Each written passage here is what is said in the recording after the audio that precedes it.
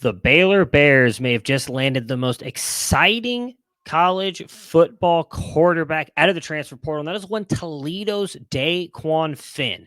What does this mean for Dave Aranda and the Baylor Bears in 2024?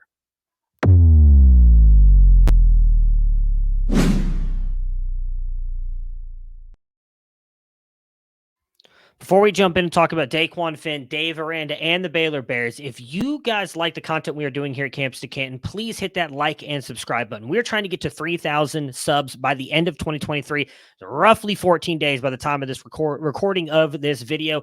We aren't supported by ESPN, CBS, NBC, but we are supported by you.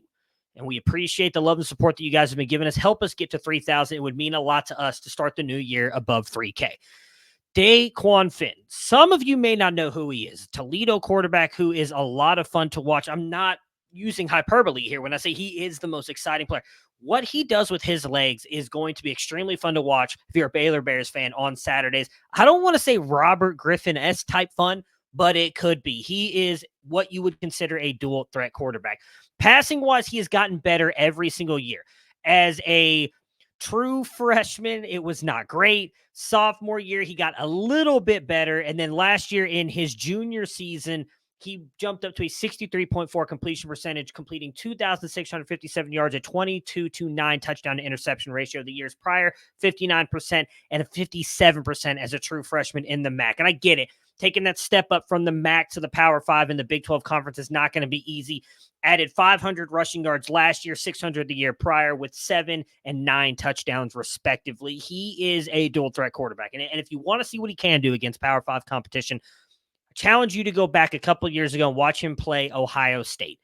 He single-handedly kept Toledo in that game for most of it. And I get Ohio State's defense wasn't what it was the past year, but still you can see what it was like for him playing a Power 5 team. He was a lot of fun to watch against that Ohio State team. Now, when it comes to the game, Jake Spavital is coming over to be the offensive coordinator for Baylor, who runs more of like an air raid power run type offense, which is going to be fun to watch. It's going to be a little bit different than what Baylor was used to this past year, though Baylor's offense really wasn't that bad. I mean, 50% of the time they were passing in early situations.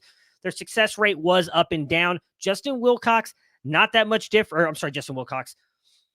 Jake Spavital, who was with Justin Wilcox and Cal last year, not that much different. In early down situations or neutral situations, they were passing the ball roughly last year 44% of the time. Now, before that, when they had a quarterback who was actually good at passing, no offense to Cal, but Fernando Mendoza, true freshman, was kind of struggling 56% of the time. So they are going to be passing the ball in early situations, and I think they're going to be able to make some big plays to Monterey Baldwin down the field. That dude, his speed, deep threat. They're going to be able to get some bubble screens and some quick screen passes for DeQuann Finn, some quick slots across the middle to kind of get him going. And then you take that deep shot to Monterey Baldwin down the field. On top of that, DeQuann Finn, an incredible, as I said, rushing threat. Baylor's offensive line ranked about middle of the pack last year. We have it at about 49th in our ratings overall. They came in with an FBS power rating of 78 for the Campus to Canton power rankings. Now, their pass and rush defense, for those of you who watched Baylor last year, know wasn't great. 85th and 85th offense overall. But DeQuann Finn is going to bring a completely different dynamic to that offense. They're going to be fun to watch, guys. And with Texas and Oklahoma leaving, I think the Big 12 is going to be wide open. We saw what Dave Aranda was able to do in those first couple years with Baylor. I think DeQuann Finn could be the one to lead Baylor back to Big 12 supremacy. They could win the Big 12. And if you win the Big 12, chances are you're going to get one of those slots into the 12-team playoff. And it would be so much fun to watch a quarterback like DeQuann Finn in the playoffs with the Baylor Bears team. I think there's a chance that it can happen. But what do you think? Is DeQuann Finn a fit? Would you rather see Malik Murphy, who is still visiting Baylor? Can Baylor win the Big 12? Can they make the playoffs? We're all going to find out here in 2024. Regardless, I think he's going to make the Baylor Bears a ton of fun to watch. Let us know in the comments what you guys think. We'll catch you guys later.